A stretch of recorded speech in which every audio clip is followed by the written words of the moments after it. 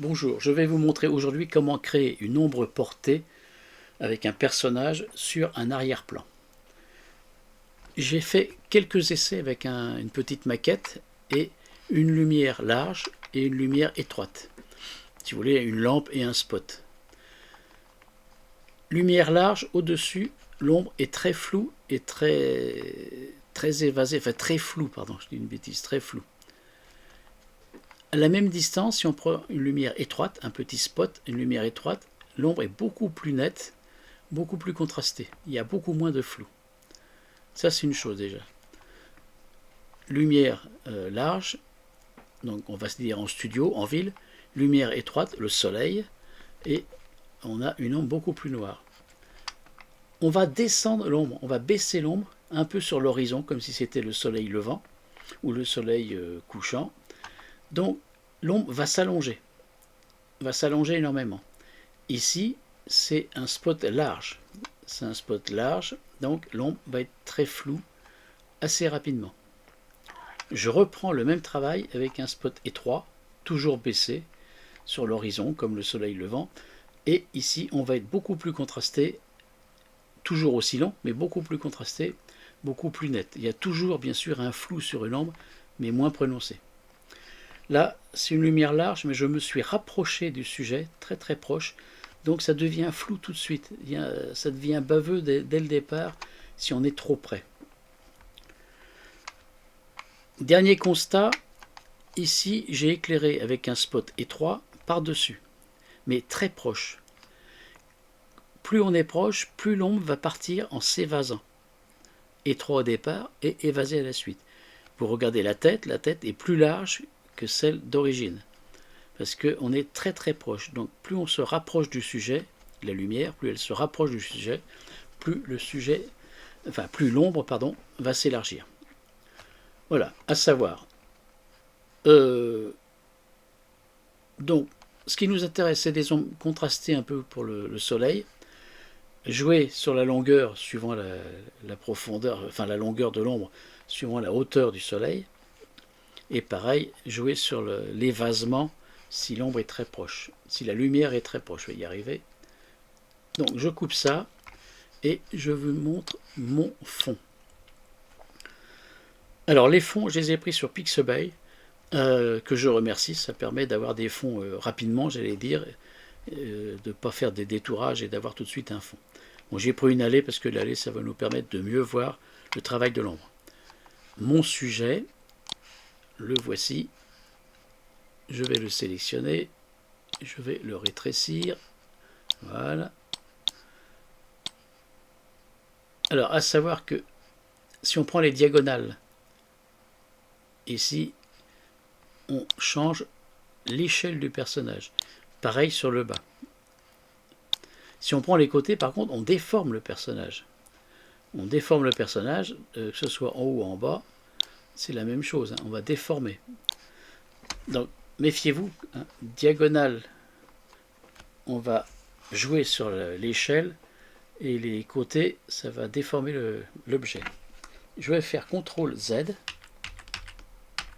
Ah bah, qu'est-ce que j'ai fait? Carrément fait un zoom énorme. Hop, hop, hop. Voilà. Là, c'est une fonction que j'ignore, mais j'ai fait la fonction zoom sans le vouloir. Alors, je vais revenir ici. Mon personnage, je vais le mettre par là. Donc, l'ombre va partir des pieds de la personne jusqu'ici à peu près. Je vais peut-être la reculer un petit peu. Voilà. Donc, je vais faire l'ombre ici. À savoir qu'en réalité, l'ombre, elle est ici. Vous voyez, sur le buisson, toute petite, minuscule. Le soleil est carrément au zénith, carrément à la verticale, donc l'ombre est minuscule. Là, je vais tricher, je vais agrandir l'ombre pour vous montrer le travail.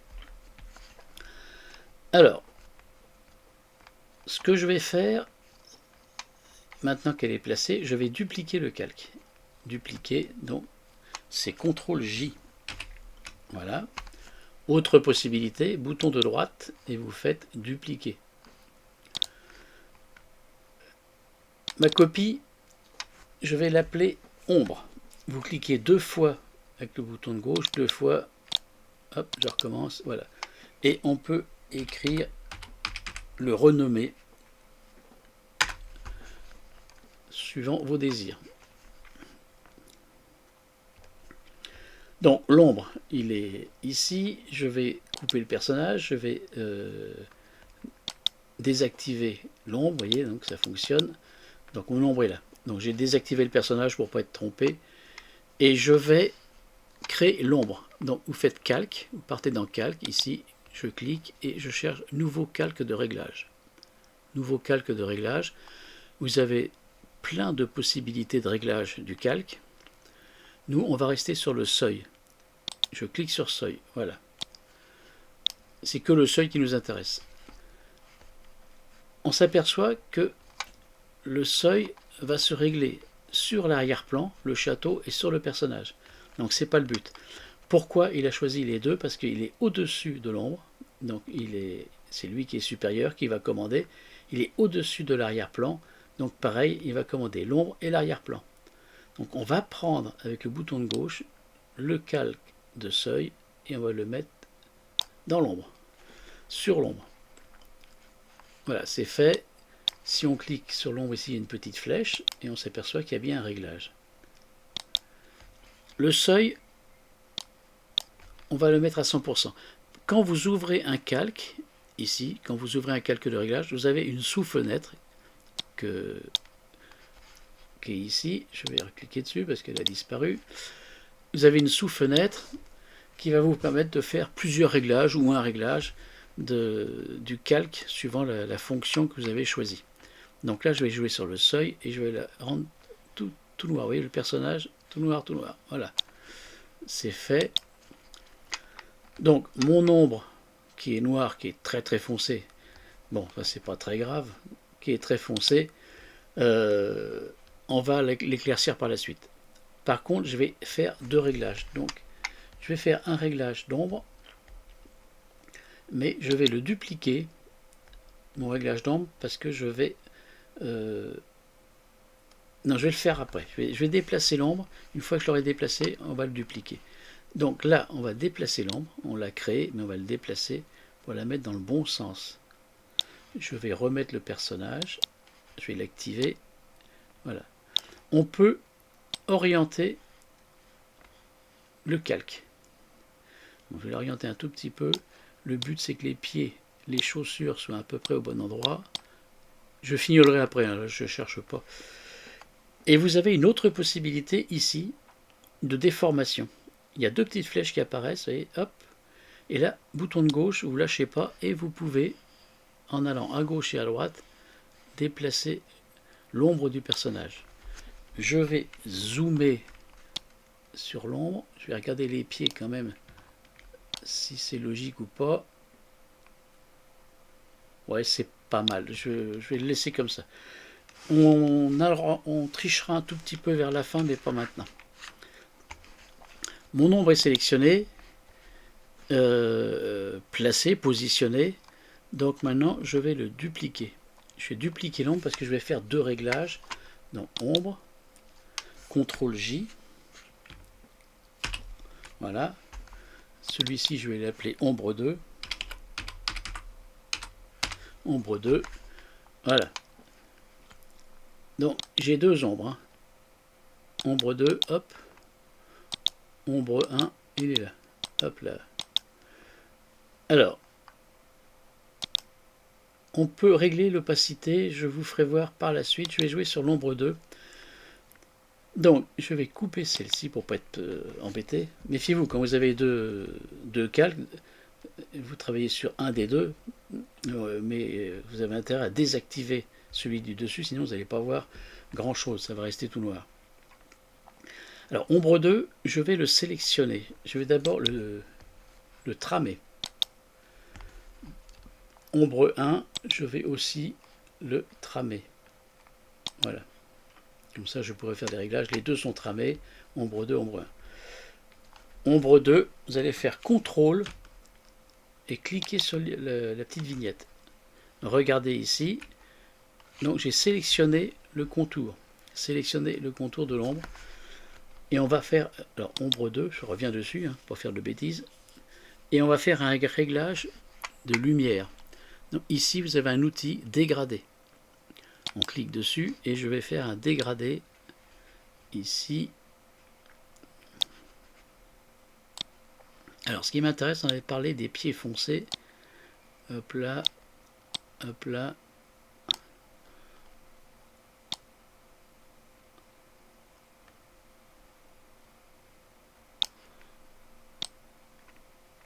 Voilà.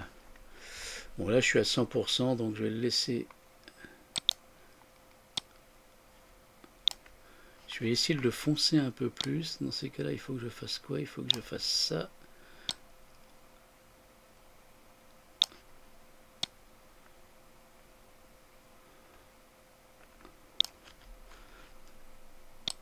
Pas que ce soit trop violent, sinon, voilà.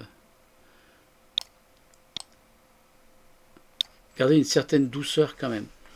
Alors, mon dégradé est fait, mes pieds sont un peu plus foncés, c'est ce qu'on avait dit, éventuellement. C'est pas une obligation. Et je vais changer le mode de fusion. Là, je suis en normal, donc je vais faire une fusion produit. La fusion produit vous rend la transparence. Vous voyez, ici on est plus foncé, mais on est transparent, on voit les cailloux. Donc l'ombre 2, c'est réglé. L'ombre 1, donc il me garde la sélection. Je pense que ça va marcher, je suis pas sûr. Je vais voir. Si, ça marche sur les deux sélections. Voilà. Vous voyez ici, donc là je peux doser, très clair ou foncé. On va rester comme ça. Vous remarquez que c'est toujours plus foncé là, uniquement au pied, et ensuite l'ombre est à peu près constante. Vous pouvez, pour mieux voir les réglages, vous pouvez désactiver le fond. Voilà. Donc ça vous permet de mieux voir les réglages. Bon, ça c'est... On va faire pareil, on va faire produit. Voilà, les deux sont en produit. Donc là c'est réglé, je vais faire CTRL D pour désélectionner. CTRL D. Alors on a pas mal avancé, l'ombre 1, l'ombre 2.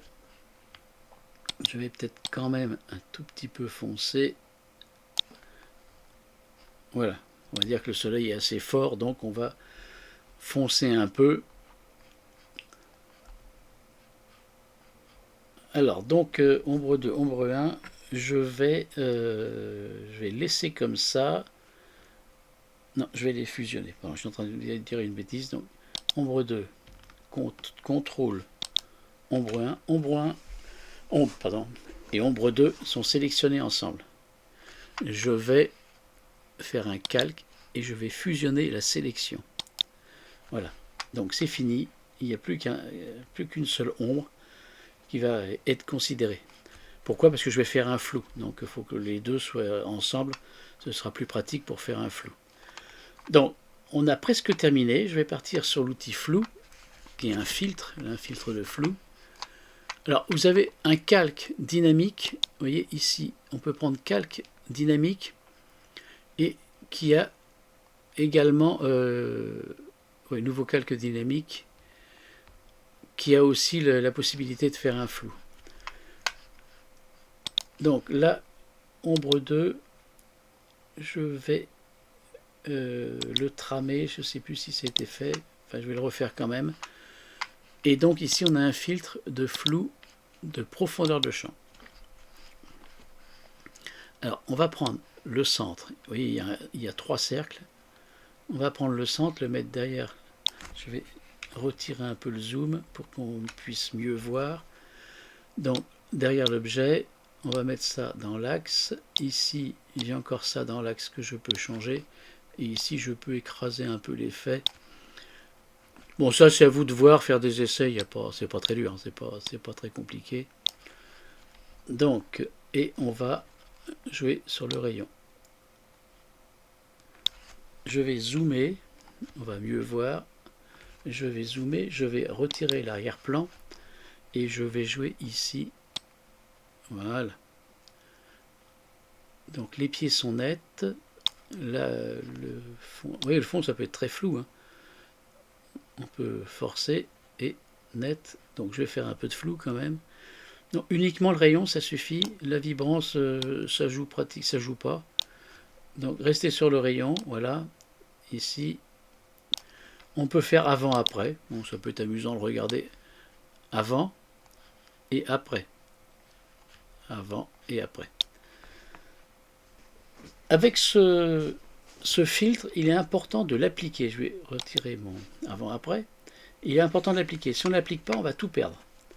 Donc, il faut appliquer le filtre. Donc, je fais appliquer. Voilà, c'est réglé. Net au départ, un peu plus foncé, flou à l'arrivée. Là, on a pas mal avancé. Je vais remettre le fond en service, si on peut dire. Voilà. Donc, on a le personnage, on a le flou, on a un peu plus foncé au départ. Ça, c'est à voir le réglage du... Je peux changer encore l'opacité, je vais regarder, mais normalement ça doit fonctionner. Bon, pour pas un intérêt, mais... Voilà. Donc je vais zoomer, déplacer ça. Voilà. Je vais zoomer sur les chaussures pour arranger un peu tout ça. Je m'aperçois... Ah bah oui, d'accord. CTRL Z. Oui, je ne suis pas en sélection. Je voulais déplacer un tout petit peu. Voilà, tout petit peu pour le talon. Mettre le talon aiguille bien dans l'axe. Alors là, on a un élément qui dépasse. Donc on va prendre tout simplement la gomme. Pinceau effacé. Et je vais effacer. On peut, là j'ai mis la dureté forte, hein, parce qu'on peut la réduire, mais c'est pas le but. Donc là j'ai effacé ce qui dépassait. Et je vais effacer un tout petit peu derrière, mais pas beaucoup.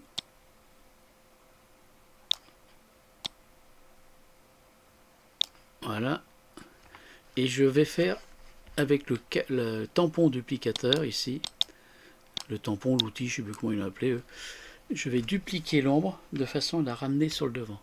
Donc là c'est Alt, bouton de gauche, et je vais encore un peu.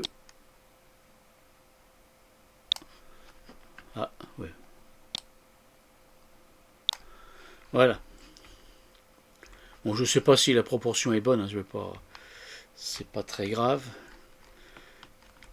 Voilà, là on a terminé pratiquement. Hop et hop. Je vais réduire un peu.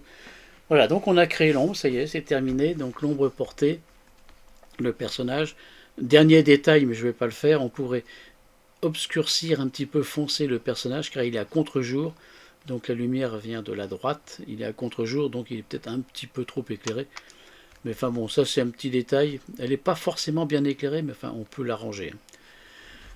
Voilà, donc là j'ai terminé. C'est mon premier tuto sur YouTube. Je suis pas, peut-être pas un champion, je sais pas. Voilà, mais enfin si ça peut rendre service, c'est déjà pas mal.